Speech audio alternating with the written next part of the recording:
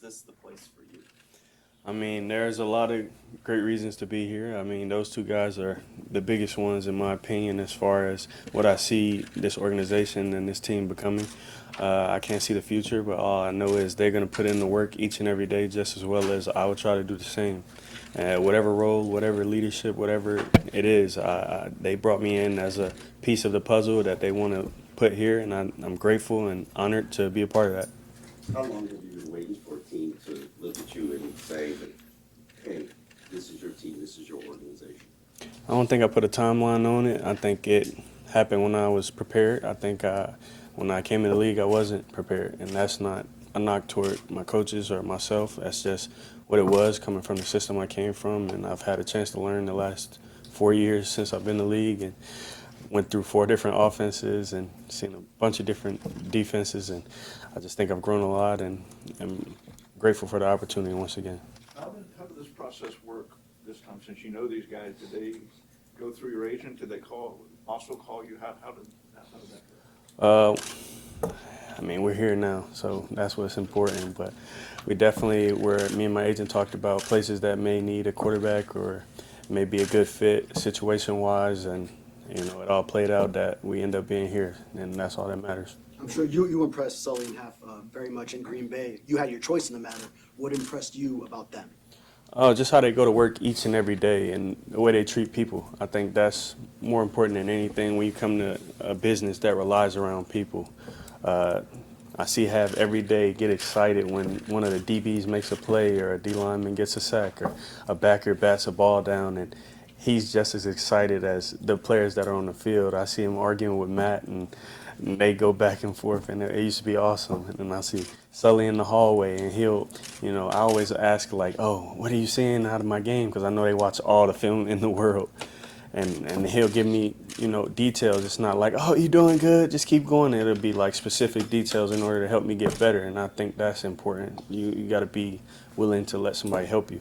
How does your athleticism help you and the team? I think we'll see when that time comes. Malik, when they Sorry. came, I'm sorry. I ain't mean to, really, honestly. It's natural. I think it helps, though.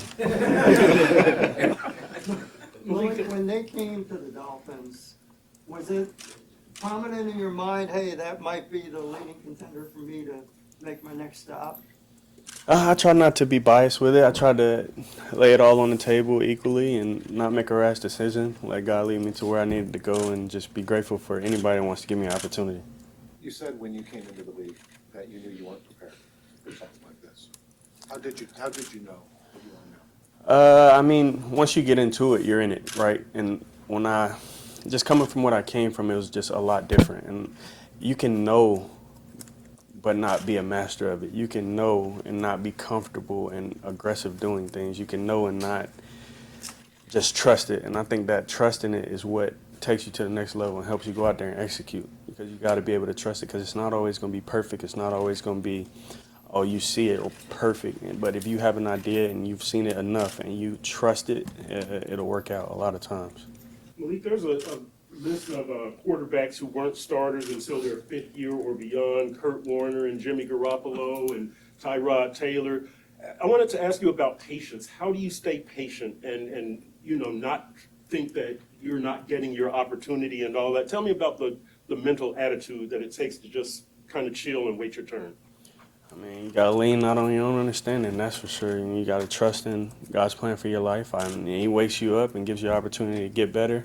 I think that's all you should ask for. And when the opportunity arises, that's when you'll be able to take advantage of it. But until then, you got to keep working, because if you didn't get the opportunity, that means you weren't ready. And sometimes, like what happened my rookie year, you get an opportunity and you're not ready, and it doesn't help you, it doesn't benefit you, but it can kickstart you into the right direction. Hey, Malik, Marcel Louis-Jacques, ESPN, welcome to Miami. First of all, Appreciate you. Half joked with us a couple weeks ago that when you were running scout team, we'd have to tell you, hey, man, stop all that scrambling. Like, the guy we're playing doesn't do this. I guess, what did that experience of trying to play from the pocket and be more of a pass-first quarterback, like, how did that help in your development over the past couple of years? I think that helped a lot. I mean, especially, I won't name any names, but we were playing a certain quarterback, and he's like, oh, this quarterback likes to do this or this. And I'm like, I'm watching the film and I'm like, okay, he really does like to do this and this, and he's successful to a degree, obviously, a playoff guy, but I think it's awesome to think through the process of that and understand why they're doing certain things like that and seeing different schemes and how they operate. I think that's cool, and him being, just on it enough to focus on that for preparing his defense, I think that's pretty cool as well. Because he's not just letting me go out there and do whatever. He's like, okay, we need to prepare these guys for what they're going to see. Malik, what do you think about having Devon Achane and Jalen Waddle as targets to throw to? I think it's awesome. I think they both might be faster than me. and that's a good thing.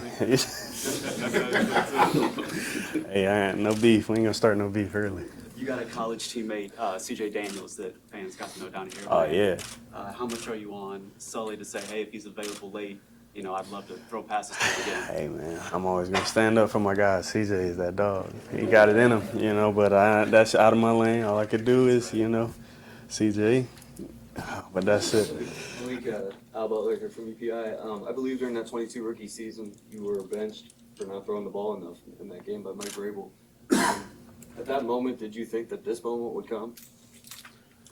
In that moment, I don't think I got benched for not throwing the ball. I got sat because he said he didn't want me running around anymore and getting hit.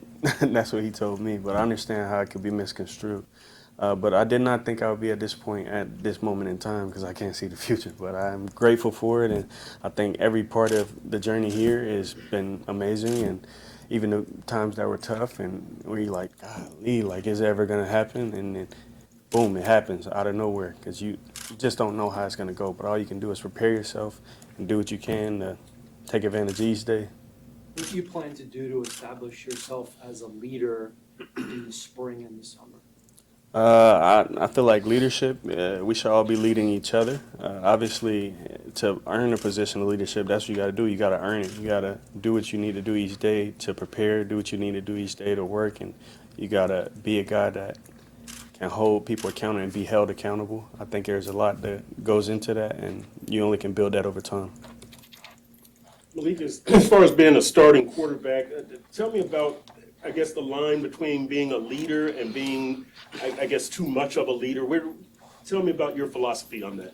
I feel like there's no such thing. I mean, it starts with us. I mean, as far as the way the game is played, I mean, you get snapped the ball and it starts with you. But I think that we should all be leading each other. I think that that's the only way it's going to work. We have to be united front. Because if not, it's not going to work. You can't do this with one player. This is a team game. There's not just one person. And the leadership figurehead, I understand it, but at the same time, this is about a team. It's a team. How do you process, this is the opportunity, so the best opportunity you've had, obviously. How do you process that you're here in this place, in this time, this moment? How does that all compute in your mind? You just be where you feel at. I mean, woke up this morning, I'm blessed to be here, blessed to be talking in front of you guys and be given the opportunity by these guys. That's all it is right now. That's all it is today. And we'll worry about tomorrow when we get there. I knew you were working out when you were talking to some of these teams. Can you talk about your preparation? How much has that changed between now and between rookie and between Green Bay? How much has it changed? I think it's changed a lot. You pick up things from guys and you throw things away that you don't feel like help you. And I think the more you know, obviously, the cooler you can find ways to kind of trigger that memory or find old clips and go back and look from where you started to where you are now. I think I do that every, several months, and I think it gives you a peace of mind that you are growing no matter what it feels like day to day. One day you might feel the best in the world. One day you might feel like, I didn't get better today. And you got to be able to look at the big picture, and I think that's important. Malik, you talk about your journey. You've improved your mechanics quite a bit from when you first came to the league, became more efficient. Can you maybe, for us who haven't played quarterback, take us through what that process has been, year 1 to 5? It's been great. I mean, like you said, my first year didn't go great, so I went to figure out things that might help me, and I got down there. I started working out with this guy in Jacksonville, and he started to teach me the mechanics of throwing, right? He teach me the mechanics of throwing with using my hips and this lower body that I have, the strength that we work for, right? Instead of just using all arm all the time. And it's just less consistent, and it's more strain on your body, right? So it's just working that over the last 4 years, I think it's been super beneficial. It's helped me become way more accurate and consistent. Obviously, there's times where you got to make throws that are not going to be in perfect platforms, and that's whatever God's giving you. But at the same time, whenever you can be consistent, when consistent is there, I think that's great. Malik, Chris Perkins, South Florida Sun Sentinel. Were there any other teams that were options for you, or was it always, I'm going with Sullivan and Happy? I think that I signed this morning with the Dolphins. I think that is awesome. I think that that is in the past, and we're not going to worry about that. But there was definitely, you know how free agency is. There's always different aspects and variables, but I'm grateful that they gave me an opportunity, and I'm here. Fins up. Malik, what are your long-range goals in this game? What do you hope to, what do you want people to think about when they think about your game when you're done playing? I want him to think about he gave everything he had out there to try to win games, and you only could take it a game at a time, so your goals past that. I mean, there's ambitious and they're cool, but they're not realistic. All you can do is win today. When you try to win today, and that's talking to you guys and doing all this other stuff that I got to do, then you try to win tomorrow, and you get better and get back to training, and you do that each day. And then I want them to say that guy was consistent, that guy worked hard, and that guy gave it all he had. That moment in the game when you drop back, first read isn't there, pass protection breaks down, where does your mind go in that moment, given that you have the athletic abilities that you do possess? I mean, it depends on what defense you're getting. It depends on what play call we got on. It depends on who we playing against. There's a lot that goes into that. And it's a lot of reaction, but also premeditated thought based upon all those facts, you know. Sometimes you just get out of there. There's a lot of space in front of you, so just trust it. I feel like everybody who comes here has to get asked about the climate at some point. I know you were an Atlanta kid. To come back to the South, it does get a little steamy down here. And, Yeah, but July, steamy is August, okay. Yeah. Steamy is okay, sir. Steamy's all right. Malik, curious, like any place that you're excited to go in the city, or? I mean, there's a lot of places I'm excited to go. I mean, all these different types of cultures and different types of people around, all these different restaurants. I need to chill out. And then, like you said, it's 80 plus every day. I can wear shorts again. So I'm excited to see it all. I'm grateful to be here. Did you feel like you were ready for this a year ago or 2 years ago, or you needed the past couple years to get to this point? I'm not sure. We only know until you know. So I'm grateful for the opportunity now, and that's all I can say. I can't say whether I was ready or not. I can't prove that. You know what I mean? That would be just me being arrogant or prideful. You know, but the opportunity's here now, and I'm gonna try to do my best to take advantage of it. Malik, have you ever reached out to or spoken with guys like, Sam Darnold or Geno Smith, guys in recent memory who were, had to take a few years as backups before finding their role as a starter? Yeah, I've talked to a few of them in passing for sure. I mean, all the guys usually are real receptive of each other, and we chop it up after the games and talk about all types of things. And I think those guys have been great help, just chopping it up with them and being able to see their story, even if not talking about it, see it from afar. I mean, that's awesome stuff. What it was, 6 years for Sam, or 5 years. Something like that. Sitting down and boom, he goes to the Super Bowl first year or second year starting full time, and I think that's awesome. And that's a blessing for him. But I won't put no stuff like that on myself, but just trying to take advantage of the opportunity for sure. What are some things that you're much, Joe from Palm Beach, by the way, what are some things that you're much better at now than when you entered the league? I mean, pretty much everything I was doing except for like running around and stuff. I feel like I run around like the same, but maybe I got a little quicker. Who knows? All those drills and stuff, yeah. But I feel like a lot of stuff, just understanding the mental side of the game for sure, and just absorbing that information and being able to utilize it, not just having a bunch of information and being slow and thinking so much about it. I think that's been awesome. Or seeing one thing and be like, oh, I know what I'm getting, and I think that's been the biggest help. How much do you think the move to Green Bay, the trade, the working under Matt LaFleur, being in the same system consistently helped you in terms of the game slowing down? I think that was awesome. And you said it with the being in the same system. That was my first time in the same system. I had 3 different offenses before I got there, and 2 years, so that was kind of tough. But I learned a lot, and those were 3 different types of systems.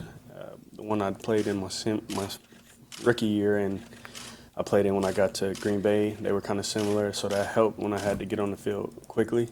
But I'm definitely grateful for both of those places, for Tennessee and Green Bay. I learned a lot from both, regardless if I could show it in Tennessee. Before signing you, this organization said there will be competition in the quarterback room. Have you been communicated that, or have you been told you are QB1 from day one? I think it's competition at every position. I think it's competition between the coaches. I think we compete each day to earn our spot here. It's not a given for anything, and I don't think it should be. I think we should be competing for everything every day. That's the only way we're going to continue to get better and grow. You don't want to get stale and you just think everything's everything and become complacent, because these guys out here are too good. These other teams are too good, and if you slack off or take off, they're going to show you on Sunday.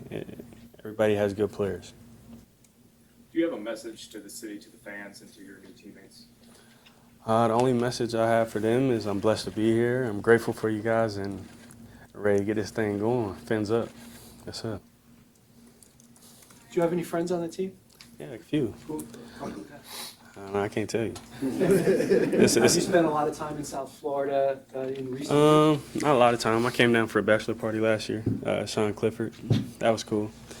And before that, I came down here and trained a little bit. Who did you train with? Quincy Avery.